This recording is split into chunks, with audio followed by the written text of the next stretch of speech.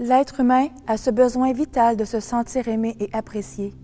Il a ce profond désir d'être de ses pairs et de ses proches considéré et accepté.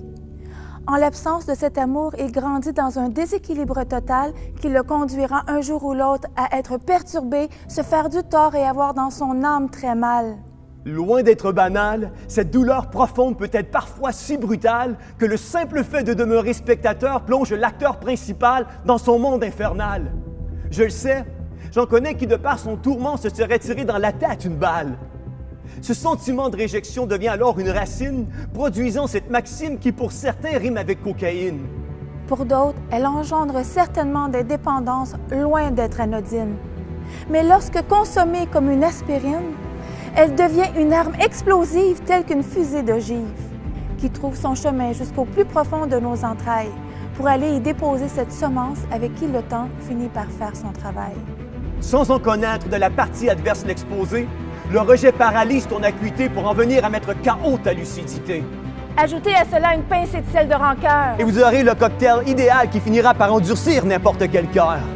Assurément, vivre le rejet te fait sentir comme le pire des déchets, même chez les gens les plus durs. Ils laissent sur leur cœur cette profonde égratignure qui fréquemment finit par engendrer dans leur vie de multiples blessures. Souviens-toi alors de ceci aujourd'hui. Le pire des rejetés s'est fait pour toi et moi maltraiter. Son amour pour l'humanité l'empressa à tout abandonner, le poussa à se donner et à être pour toi et moi injustement martyrisé. Pour finir par être par les humains condamnés par un faux verdict de culpabilité. Ce qui le conduisit par amour pour toi et moi à être odieusement sur ce bois crucifié.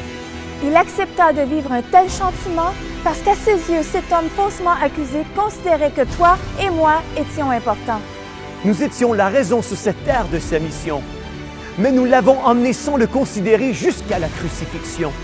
Alors, sans ne rien dire, lui, cet être divin que nous avons rejeté, poussé par cet amour pour nous, accepta le châtiment réservé à un condamné.